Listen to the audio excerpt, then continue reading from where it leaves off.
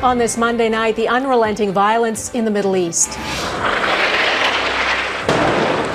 Airstrikes from Israel, Hamas rocket attacks, the women and children killed, and the U.S. president's new support for a ceasefire.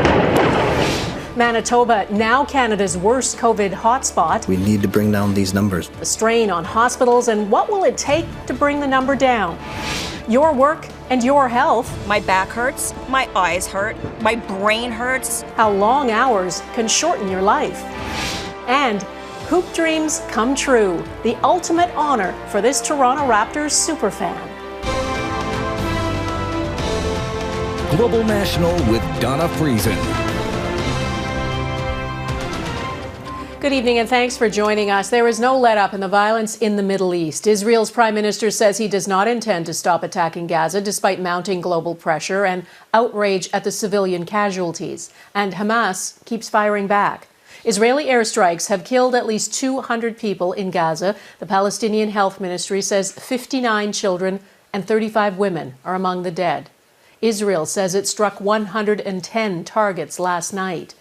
It says it only targets Hamas and Islamic Jihad, which have fired thousands of rockets at Israel.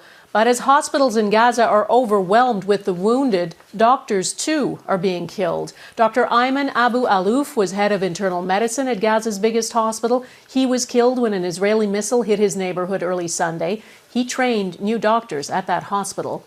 Dr. Moeen Ahmad Al-Alul was killed too. He was one of the few neurologists in Gaza.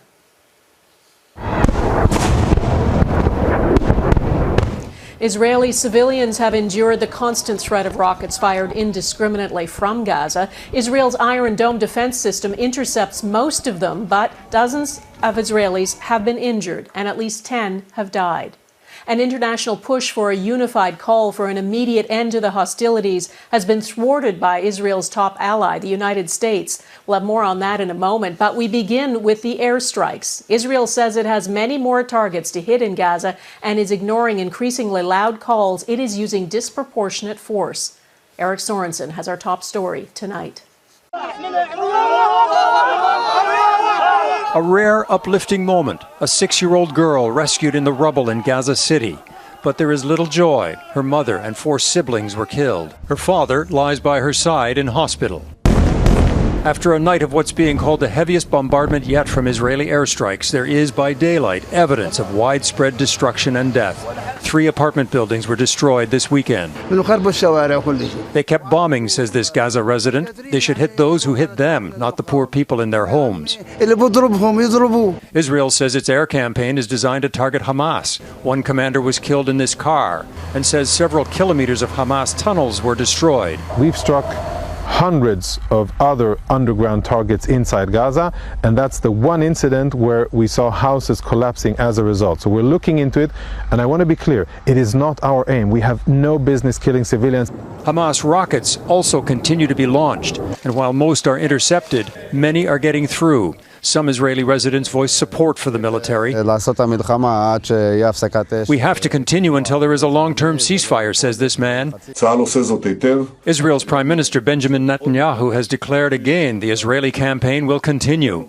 And Hamas is not asking for a ceasefire either. When we think about Netanyahu and Hamas, they both benefit from this. They represent more extreme and violent factions of each society.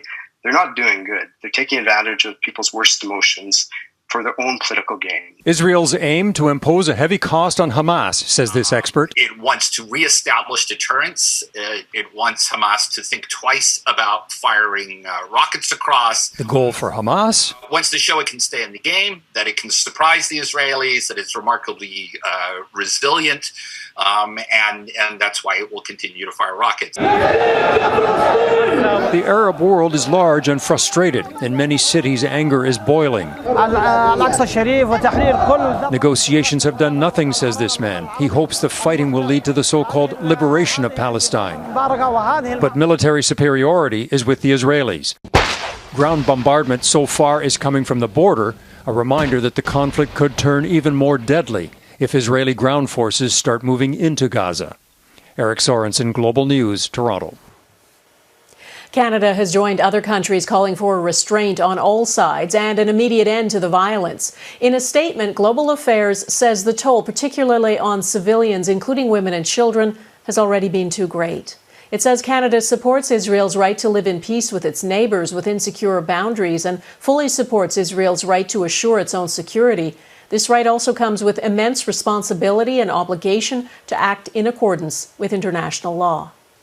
The U.S. is Israel's greatest ally and provides more than $3 billion in aid every year. Its position has always been Israel has the right to defend itself. But how far does that go? A growing number of Americans, including members of President Joe Biden's own party, want him to do more to pressure Israel to end the violence. Late today, Biden spoke to Israel's prime minister and afterward put out a statement supporting a ceasefire, but not calling for an immediate end to the violence. Jackson Proskow reports. His progressive administration has adopted a decidedly familiar stance on Middle East conflict. Palestinians and Israelis equally deserve to live in safety and security and enjoy equal measure of freedom, prosperity, and democracy. As Hamas rockets are fired into Israel, and as Israeli bombs rain down on Gaza, the Biden administration has remained staunchly in the corner of America's longtime ally. There is no equivalence between a terrorist group indiscriminately firing rockets at civilians and a country defending its people from those attacks. But at home, Biden faces growing pushback from those who believe the U.S. needs to do more to protect Palestinian civilians, including a growing number of fellow Democrats and progressives.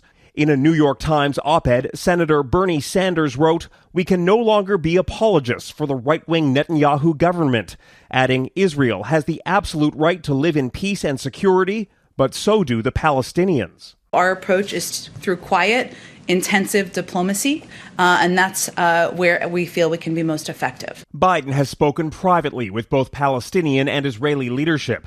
Speaking with Israeli Prime Minister Benjamin Netanyahu late Monday, Biden said he supports both Israeli self-defense and, for the first time, a ceasefire. The United States is just trying to minimize its role. And I would be very surprised if there's anybody at the top of the Biden team or administration who's saying, here's a chance to push the parties towards peace. Generations of American presidents have tried and failed to broker a lasting peace. The Biden administration says it believes a two-state solution is the best way. It's unclear if it's willing to help foster one, let alone wade into the current situation. Yet the U.S. retains considerable influence here. The Biden administration authorized $735 million in arms sales to Israel just days before this latest violence erupted. That's on top of billions of dollars in continued U.S. military support. Donna? Jackson Proskow in Washington, thanks. Now to this country. The federal government is expecting a major boost to the vaccine supply this week. Roughly 4.5 million doses of Pfizer-BioNTech and Moderna vaccines are expected to be delivered. More than 17.2 million Canadians have now had at least one dose. That's more than 45% of the population. In Manitoba, more than 50% of adults have now had at least one dose. That is good news, but vaccinations haven't happened fast enough to protect a rising number of people who are getting sick. Manitoba now has the highest active infection rate per capita in all of Canada, surpassing Alberta. Over the last week, 232 of every 100,000 people in Manitoba tested positive, and that has put a serious strain on hospitals. This has been 15 months that we've been dealing with COVID-19, but we certainly need to stay focused. Brittany Greenslade reports on what has led to this surge in cases in Manitoba and what's being done to get it under control. Hospital beds are full. Intensive care units are bursting with patients, and the province is routinely hitting some of its highest case counts of the pandemic daily. We need to bring down these numbers. There's far too much strain on our healthcare system. There's far too many Manitobans in ICU and hospital with COVID-19 right now. there are now 120 patients in the ICU.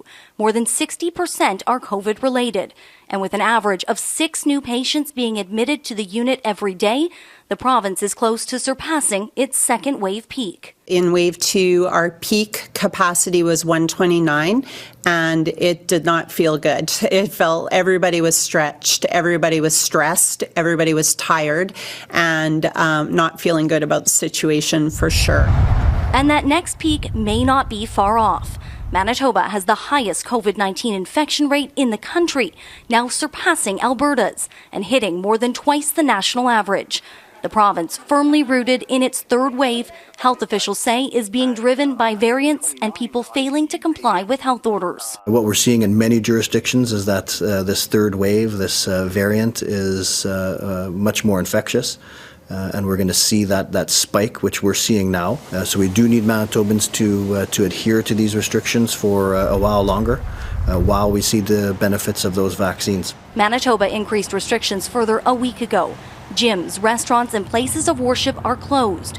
No visitors are allowed at people's homes, either indoors or outdoors. And the province's top doctor, Dr. Brent Roussin, isn't turning down a possible stay-at-home order. We'll continue to follow these numbers through this week to see if we get any indication of a peak occurring. But like we often say, is we don't take things off the table if we're going to protect Manitobans if necessary. Brittany Greenslade, Global News, Winnipeg. There are signs Alberta's third wave is starting to ease. After nearly 2 weeks of tighter restrictions, case numbers are starting to drop, but hospitals are still dealing with a surge in illness. There are now more patients in intensive care than ever before in Alberta. And as Heather Yourex-West reports, it's expected to get worse before it gets better. Our healthcare system is under significant stress, more than at any point during the pandemic. It is something that Alberta knew was coming. After weeks of very high daily case numbers, COVID-19 patients are now arriving in hospital in need of care. There are currently 241 patients, 186 with COVID, now in ICU. That is easily the most ICU patients that we've ever seen in our healthcare system, and definitely higher than what we've seen in waves 1 and 2. The system has space for up to 425 ICU beds. The problem is finding staff to support them. For us to be able to redeploy staff to ICUs, we've had to reduce our scheduled surgical activity in some communities by up to 30%. This has a significant impact on those Albertans who are waiting for non-urgent scheduled surgery. Late last week, Alberta Health began reporting the total number of ICU patients on its website. As the number of COVID patients seen in red increased, the percentage of non-COVID patients fell. That's because the province has already cancelled some non-urgent surgeries. But as of May 14th, intensive care units were more than 93% full. Fortunately, the number of new daily infections in Alberta now appears to be coming down. The good news is we're very close to the peak of ICU. We just don't know when it's going to be, and we don't know what the number will be. But clearly, it will most likely be higher than we are now, and this is clearly at a peak that we've never been at before. It's why the province is putting new contingency measures in place. In previous waves, a field hospital was built in Calgary and at Edmonton's Butterdome. The sites have never been used and remain ready. Still, AHS now has plans to build 2 more. Heather Yourex-West, Global News, Calgary. Some breaking news now. The Public Health Agency of Canada has named a replacement for Major General Dany Fortin. Brigadier General Krista Brodie will take over as head of logistics for the federal vaccine rollout. As Abigail Bimman reports, Fortin was forced to step aside because of a military investigation linked to an allegation of sexual misconduct. Based on the fact that they require the right. 3 days after Major General Dany Fortin was forced to step aside from one of the government's biggest files, Fortin's lawyer tells Global News his client still doesn't have details of the allegation via official channels, saying it is a news reporter who informed Major General Fortin of the allegation against him Sunday, May 16th. This took him completely by surprise. He vigorously and categorically denies this allegation.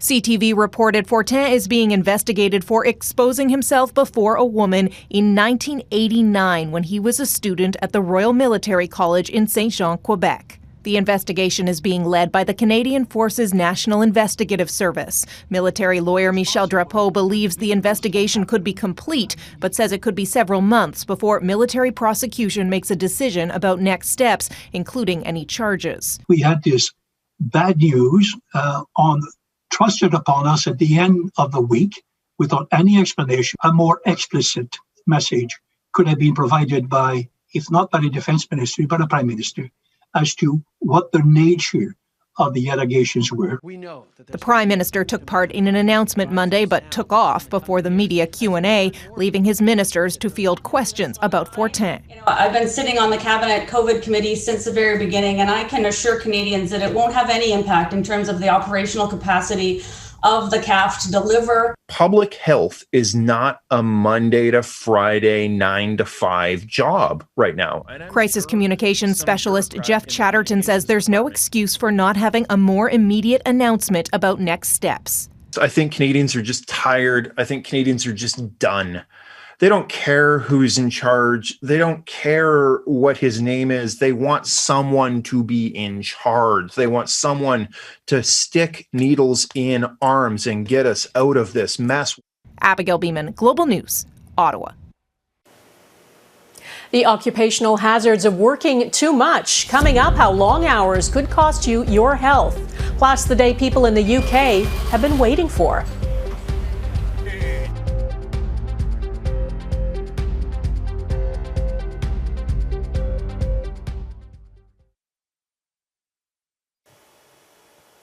The pandemic has made the separation between work and home difficult for millions of Canadians, and the trend of working from home could be accelerating a hazard to our health. Many Canadians report they are working longer hours. And as Jamie Morocker reports, a new study from the World Health Organization found working longer hours is shortening our lives.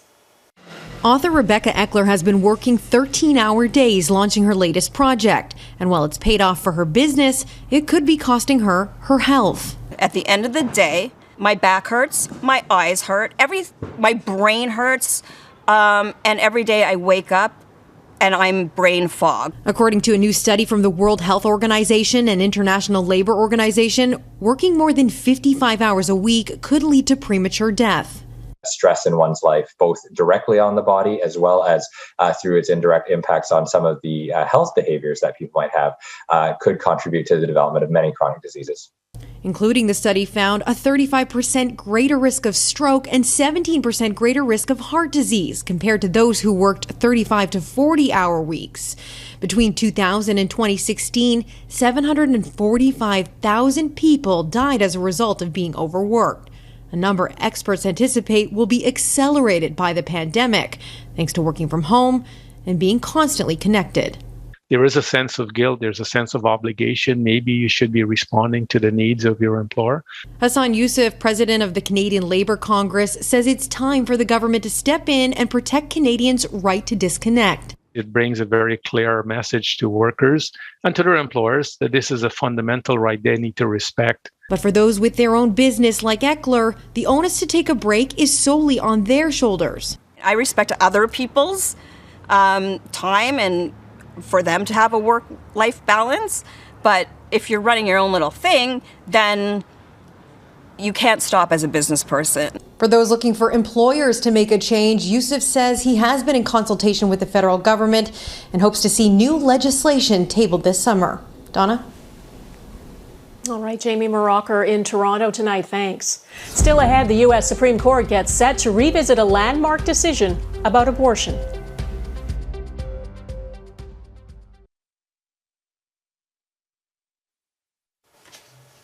The U.S. Supreme Court will hear a case that challenges Roe versus Wade, the nearly 50-year-old landmark decision in the U.S. that legalized abortion nationwide. It is the first time the new conservative majority on the Supreme Court will weigh in on abortion laws. The justices will take up Mississippi's bid to enforce a ban on most abortions after 15 weeks of pregnancy. The ban had been blocked by lower courts as unconstitutional under the Supreme Court precedent. The 1973 Roe v. Wade ruling protects a woman's right to abortion before the fetus can survive outside the womb around 23 or 24 weeks. The court is expected to hear arguments in the case next fall. A toast to reopening. Up next, parts of the UK allowed back into pubs for a pint.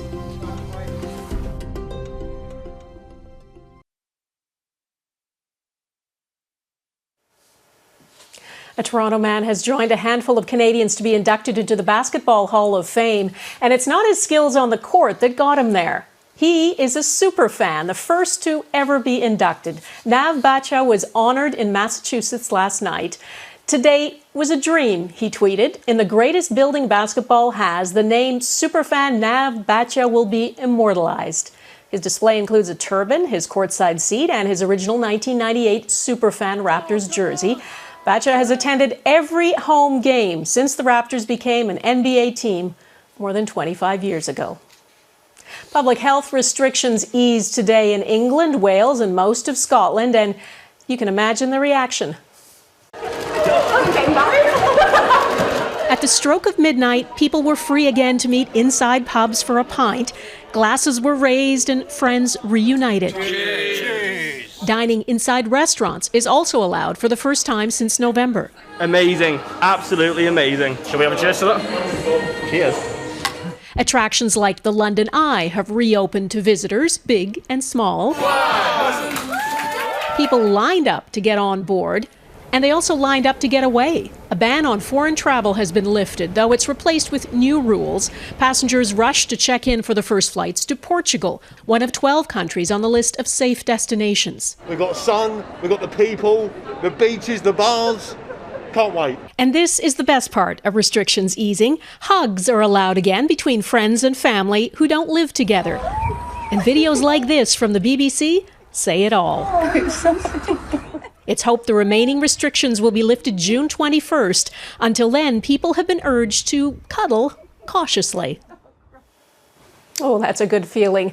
And that is Global National for this Monday. I'm Donna Friesen. Tonight's Your Canada is this herd of bison in Elk Island National Park in Alberta. We'd love to see your Canada. Please email it to viewers@globalnational.com. Thanks for watching. Hope to see you here again tomorrow. Take care of yourselves. Bye-bye.